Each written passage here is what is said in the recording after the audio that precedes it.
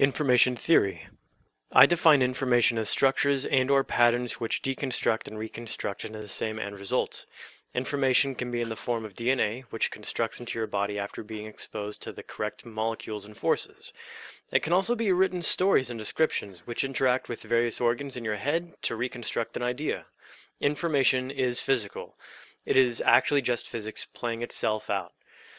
In the following article, I will debunk the true-false dichotomy of classical philosophy and propose a more useful and accurate replacement.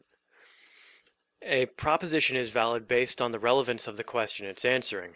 If a person were to navigate at night, the information of constellations would be relevant.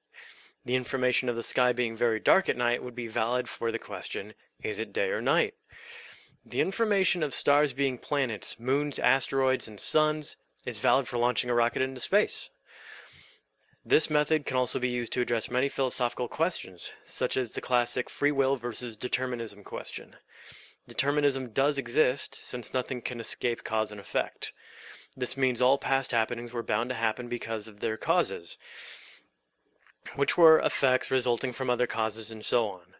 Since we are material, and since our brains are material, and our brains direct our bodies, even our learned behaviors are the effective results of our sensory input being met with our biological state to cause our brains to create new pathways to learn new behaviors, which are also the effects which cause other causes.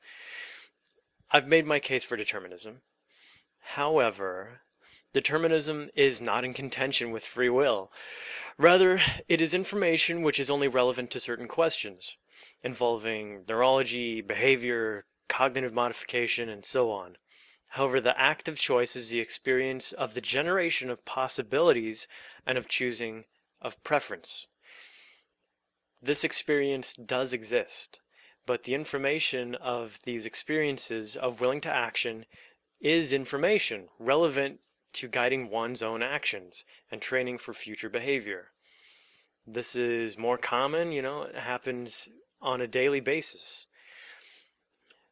So I hope this method of positivism and relevance in information is adopted and replaces the limited and often unrealistic Greek philosophical models for generating answers.